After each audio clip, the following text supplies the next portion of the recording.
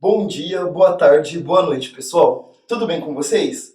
Pessoal, se tem um meme que melhor representa a vida do advogado previdenciarista nos últimos 2 anos, né, desde aí da publicação da medida provisória 871 de 2019, é o meme do Acabou Jéssica. Eu não sei se todo mundo se lembra desse meme.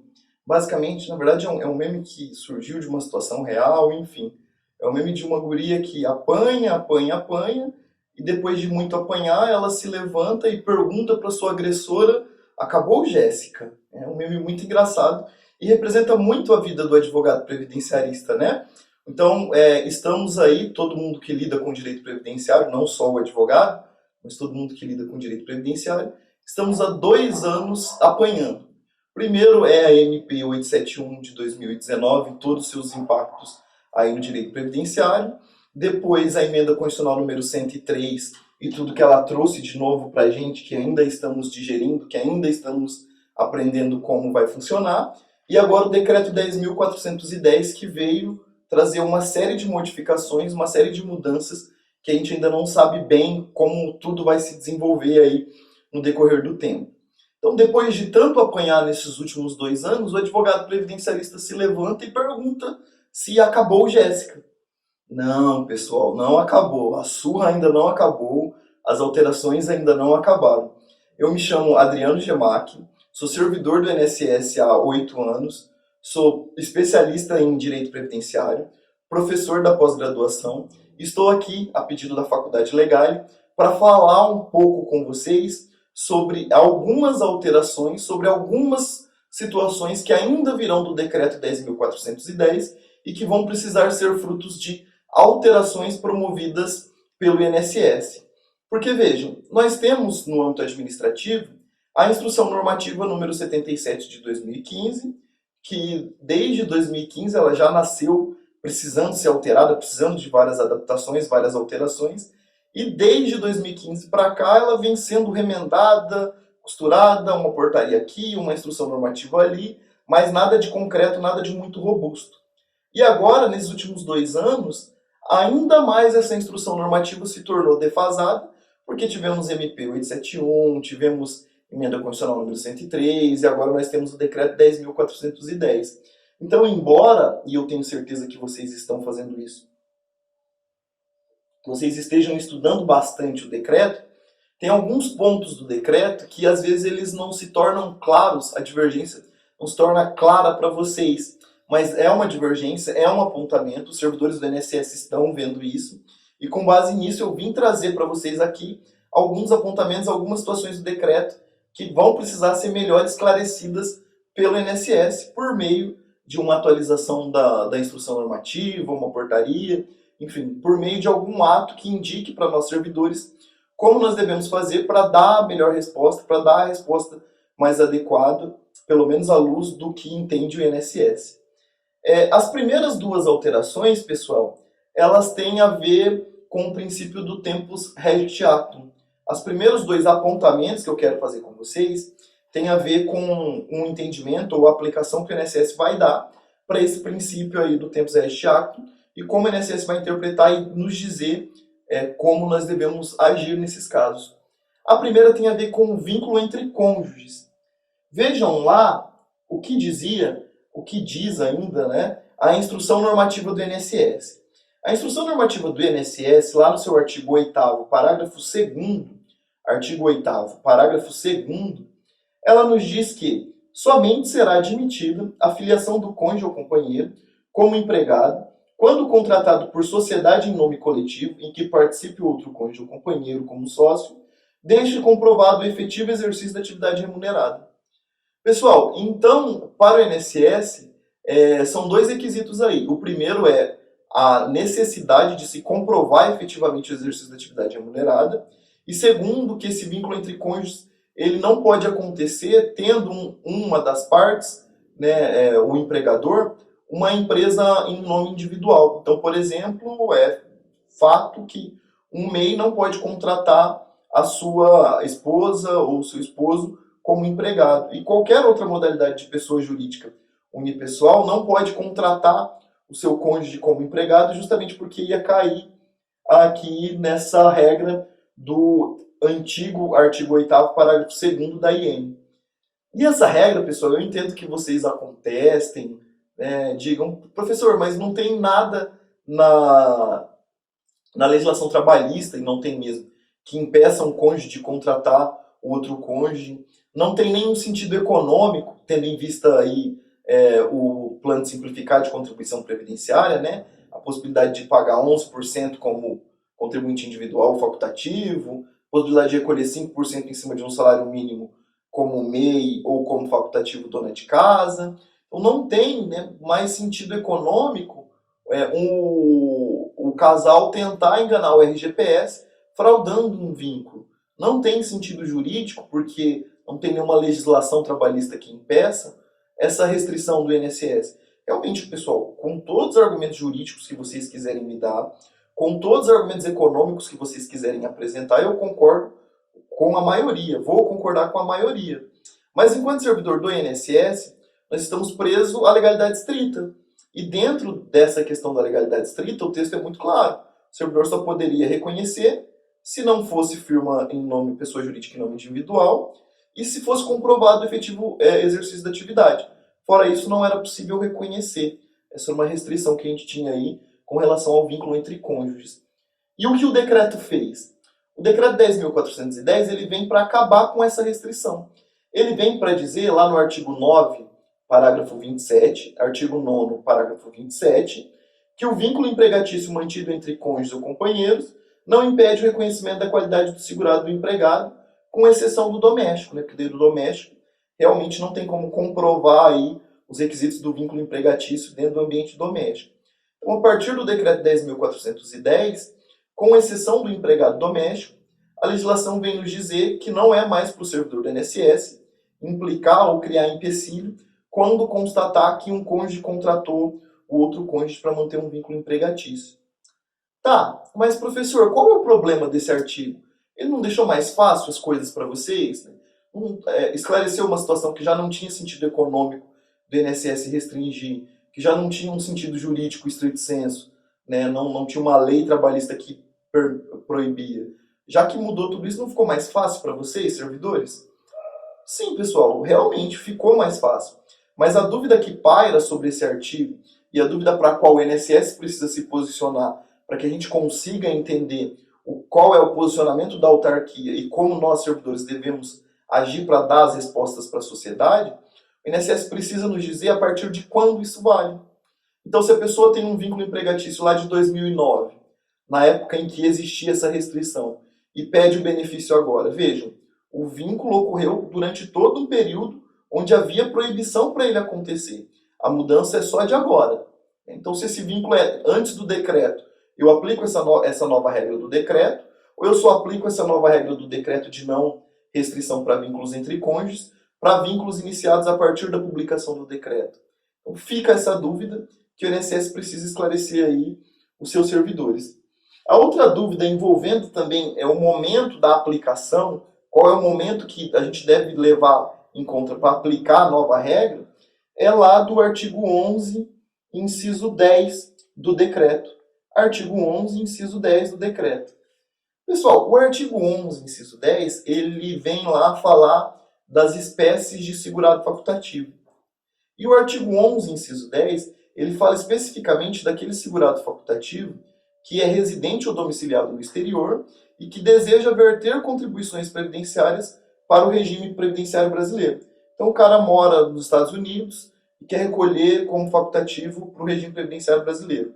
O cara mora no Japão, a pessoa mora no Japão e quer recolher para o sistema previdenciário brasileiro como facultativo. Na redação original, pessoal, nós tínhamos uma ressalva. Então, é segurado facultativo, o residente ou domiciliado no exterior, salvo ser filiado a regime de previdência de país com o qual o Brasil mantém acordo internacional. Então, percebam que não é uma exceção simples, né, uma exceção muito fácil de se observar. Não basta que a pessoa esteja vinculada a um regime previdenciário no país onde ela tem residência ou domicílio. Esse sistema previdenciário, ele tem que ter acordo com o sistema previdenciário do Brasil. Então vamos pegar, por exemplo, o Japão. O Brasil possui acordo de previdência com o Japão já tem bastante tempo. Então, uma pessoa que labora no Japão, que mora no Japão e é filiada ao sistema previdenciário japonês, ela não pode recolher para o sistema previdenciário brasileiro como facultativo, não poderia, porque o artigo original, a redação original do artigo 10, do artigo 11, perdão, inciso 10, dizia que se ela mora em um país e está afiliada ao regime previdenciário daquele país, e aquele país tem acordo de previdência com o Brasil, ela não poderia contribuir para o sistema previdenciário brasileiro como facultativo. Professor, mas ela não é do Japão, ela está nos Estados Unidos e recolhe como facultativo para o Brasil. Nos Estados Unidos, pessoal, o Acordo Internacional de Previdência Brasil-Estados Unidos, ele foi chancelado no segundo semestre de 2018.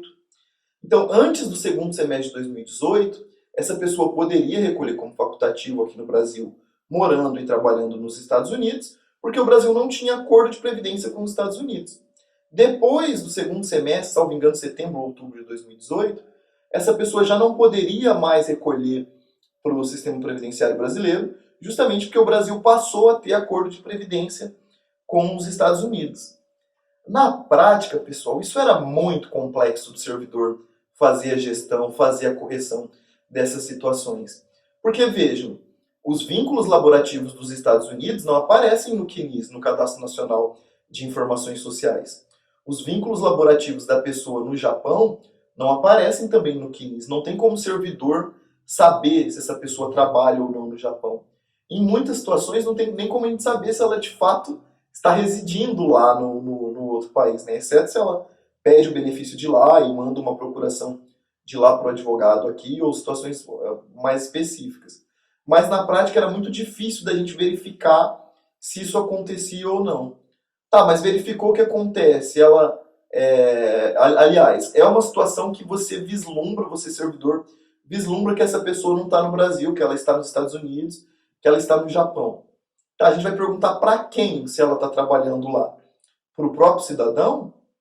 Para o órgão de ligação entre o sistema previdenciário brasileiro e o sistema previdenciário dos Estados Unidos? O sistema previdenciário do Japão? Para a embaixada? Para quem que a gente pergunta? E qual é o tempo dessa resposta? Essa resposta é bem rápida?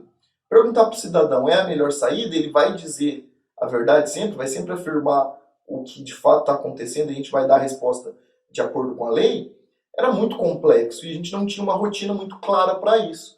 O que o pessoal costumava fazer era pegar, de fato, a informação do cidadão e, com base só nessa informação do cidadão, reconhecer aquele direito ou negar aquele direito, porque descobrir essa situação de fato ali documentada era muito complicado. E o decreto novo, o decreto 10.410, ele veio para resolver essa situação. Veio para dizer que é segurado facultativo o brasileiro residente ou domiciliado no exterior.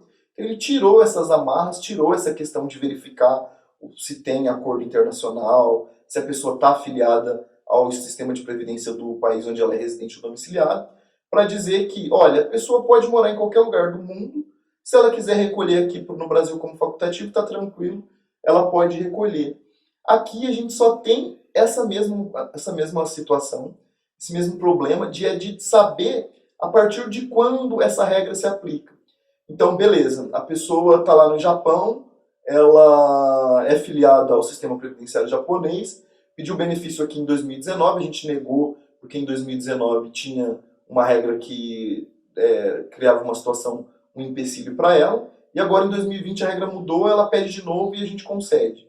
Ou então uma pessoa teve benefício indeferido e judicializou essa questão porque ela pediu em 2018, e judicializou essa questão, está esperando essa discussão no Poder Judiciário, mas agora a regra mudou, a gente vai aplicar para uma outra pessoa que não vai ter que ir ao Poder Judiciário, não vai ter que gastar com advogado, porque a redação ficou muito simples. Enfim, o INSS vai ter que decidir, baseado, espero, em algum fundamento de cunho jurídico, técnico, a partir de que momento nós, servidores do INSS, vamos aplicar esse entendimento. Esse entendimento vale somente para contribuições como segurado facultativo a partir da publicação do decreto, ou ele vale para qualquer situação anterior que já tenha acontecido, a gente aplica essa regra nova, inclusive para situações passadas. Então essa é uma outra situação que o INSS precisa se manifestar. Continuando, pessoal. Pessoal, vamos falar de um artigo que é o queridinho dos servidores. Esse artigo, quando ele veio, eu falei, graças a Deus, Senhor, muito obrigado. Esse artigo lindão, ajuda muito a vida dos servidores, colabora muito com a gente. Que é o artigo 19, parágrafo 12. Artigo 19, parágrafo 12.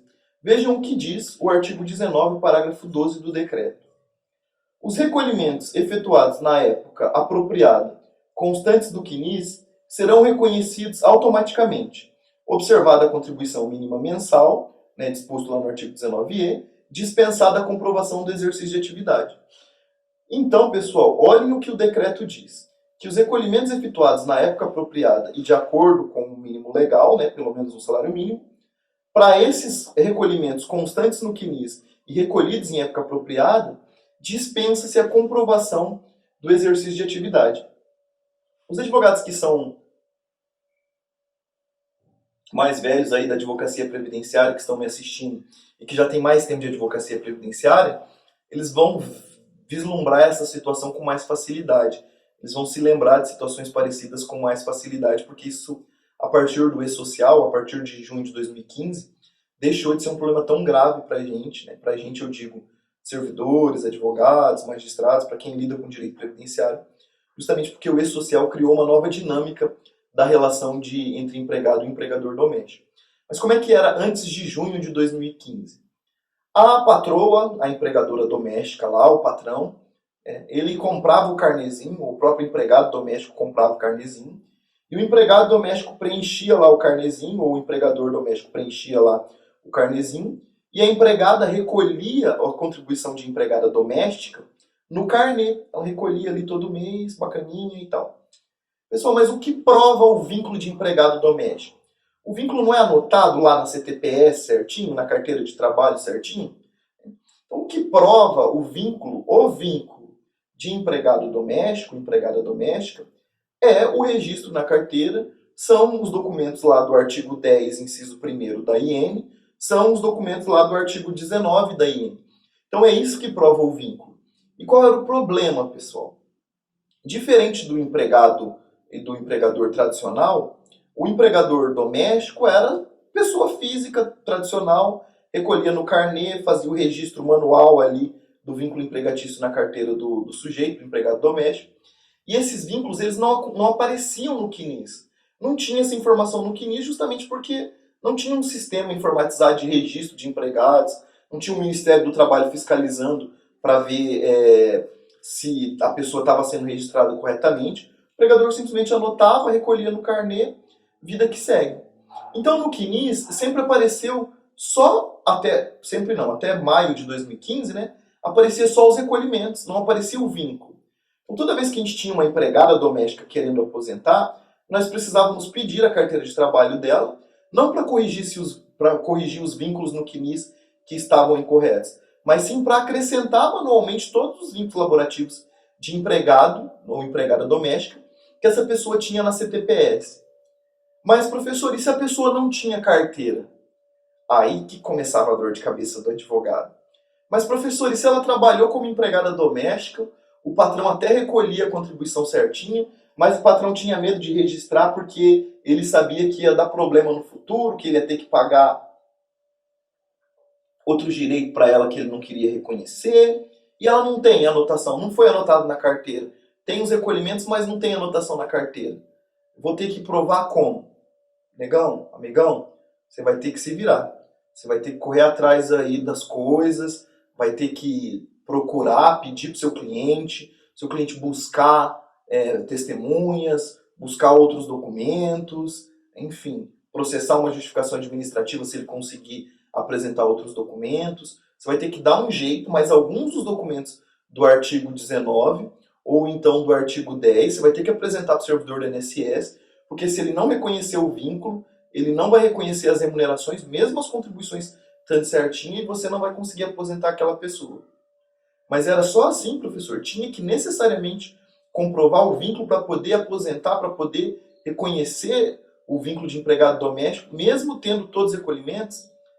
Basicamente sim, pessoal. O que nós tínhamos era uma outra regra que eu já vou explicar para vocês, que também ajudava a resolver o problema, Mas basicamente sim, mesmo tendo todos os recolhimentos no CNIS, a pessoa, o empregador doméstico, o empregado doméstico, tinha que comprovar a existência do vínculo, seja por meio de testemunhas, com início de prova material, seja por meio de apresentação da carteira, seja por meio de apresentação do contrato. Com alguns dos documentos do artigo 10 ou do artigo 19 da IEM, esse vínculo tinha que ser provado. O que a redação nova vem dizer agora é que não precisa provar mais esse vínculo. Se os recolhimentos estão certinhos no CNIS e eles se referem pelo menos ao mínimo legal, não precisa mais ter prova do vínculo. E daí, para quem não tinha lido esse artigo ou não tinha feito essa interpretação, fica uma dica aí para vocês, advogados. Quem trabalha com direito previdenciário aí, que usa já as ferramentas eletrônicas, né, meu INSS, SAG conveniado, tirou lá o meu INSS da pessoa, tirou o extrato CNIS, viu que os recolhimentos estão todos certinhos antes de junho de 2015, obedecem o mínimo legal, foram feitos em época apropriada, não precisa mais ficar pedindo a carteira de trabalho da pessoa, não precisa mais ficar buscando outros documentos para fazer essa prova, porque o artigo 19, parágrafo 12, permite que o servidor reconheça as remunerações sem a comprovação do vínculo. Mas, professor, que ótimo, que bacana. Mas qual é o problema? O que a INSS precisa regulamentar, trazer de novo aí, para a gente poder resolver esse problema? É que esse artigo, pessoal, ele dá margem para várias outras situações que me parece que não era o objetivo do decreto e que o legislador, o Poder Executivo, né, o Ministério da Economia, não vislumbrou. Antes da gente entrar nesse método, eu disse para vocês que se a pessoa não conseguisse comprovar o vínculo de empregado doméstico, tinha um outro jeito de resolver esse problema, né? Leiam depois lá, quando vocês tiverem um tempinho, o artigo 66, parágrafo 2º da IN 77. Então, esgotou-se as possibilidades de provar o vínculo empregatício, porque ela, de fato, não exerceu atividade laborativa como empregada doméstica, ela recolheu erroneamente, enfim. O artigo 66, parágrafo 2º, ele diz que se não for possível comprovar o vínculo de empregado doméstico, a pessoa pode autorizar o servidor do INSS converter esses recolhimentos, não o vínculo, porque ele não foi provado, mas converter esses recolhimentos de empregado doméstico para segurado facultativo e reconhecer o vínculo. Então, esse era um problema que dava para resolver. O problema maior era quando os recolhimentos como empregado doméstico eram antes da Lei 8.213, né? Antes de junho de 91. Porque daí não tinha essa regra e não tinha como converter de facultativo para empregado doméstico, né? De empregado doméstico para facultativo. Então nós tínhamos que, enfim, acabar negando os benefícios, porque não tínhamos ferramenta. Agora com o artigo 19, parágrafo 12, nós temos essa ferramenta e é possível aí corrigir essa situação do empregado doméstico. Mas vejam só, e aquelas situações onde o contribuinte individual recolhe antecipadamente? Então ele decide lá em janeiro, com o CI, que a gente sabe aí que as pessoas, cidadão médio, não tem muito tato com essas coisas, como CI, ele resolve recolher o semestre todo. O contribuinte individual, normalzão lá, recolhe com 11%, 20%, decide recolher o semestre todo, pagou adiantado. Administrativamente, nós tínhamos que exigir do cidadão que ele comprovasse a atividade nesses 6 meses, porque não existe pagamento antecipado para o contribuinte individual, justamente porque não teve o fato gerador da contribuição previdenciária, que são as competências ali, né? Então a gente não poderia aceitar contribuição adiantada do contribuinte individual. Então a gente precisa que o INSS nos diga o que é recolhimento efetuado em época apropriada. Porque quando a lei diz que vale para carência, por exemplo, determinada contribuição a partir da primeira contribuição feita em dia, ela escreve a partir da primeira contribuição feita em dia. O texto utilizado aqui é recolhimento efetuado na época apropriada. Então o INSS precisa nos dizer, por exemplo, se recolher as 6 competências do mês em janeiro para o contribuinte individual é época apropriada. Se a gente ainda vai ter que continuar exigindo a comprovação da atividade dele para poder usar aqueles 6 meses no benefício dele. O INSS vai ter que nos dizer se naquelas situações onde o facultativo recolhe indevidamente como facultativo, se a gente vai precisar pedir para ele a prova da atividade. Acontece bastante, pessoal, das pessoas que são aposentadas por regime próprio de previdência, decidirem recolher como segurado facultativo no regime geral. Então ela aposentou lá como servidora pública de um regime próprio e passou a recolher para o regime geral como facultativo. Tem proibição constitucional para isso, né? Então a pessoa que é aposentada por regime próprio não pode se filiar no regime geral como segurado facultativo. A ferramenta que nós tínhamos para solucionar esse problema, que vocês advogados também acabavam utilizando bastante, era argumentar e provar muitas vezes que, olha, ela se aposentou como servidora pública, mas ela continuou exercendo uma outra atividade de filiação obrigatória. Ela só recolheu incorretamente como facultativo. Ela exerceu a atividade filiada obrigatória e recolheu indevidamente. Então, servidor, converta de facultativo para contribuinte individual e aposente essa pessoa. Mas vocês, meus caros, tinham que provar o exercício dessa atividade, justamente porque o recolhimento como facultativo, mesmo feito em dia, nessa hipótese, não era aceito, inclusive pela Constituição, né? Então, é claro, esse é só um exemplo teórico, justamente porque nós temos proibição constitucional. Mas como ferramenta retórica para vocês nesses casos, serve, pelo menos nesse primeiro momento, porque a INSS não se manifestou com relação aos impactos desse artigo 19 nessas situações. Recolhimento de facultativo quando não deveria recolher como facultativo, recolhimento de contribuinte individual, mesmo feito no tempo devido, quando não deveria recolher, quando não poderia recolher. Então, esse texto ele abre margem para que a gente possa fazer essas discussões.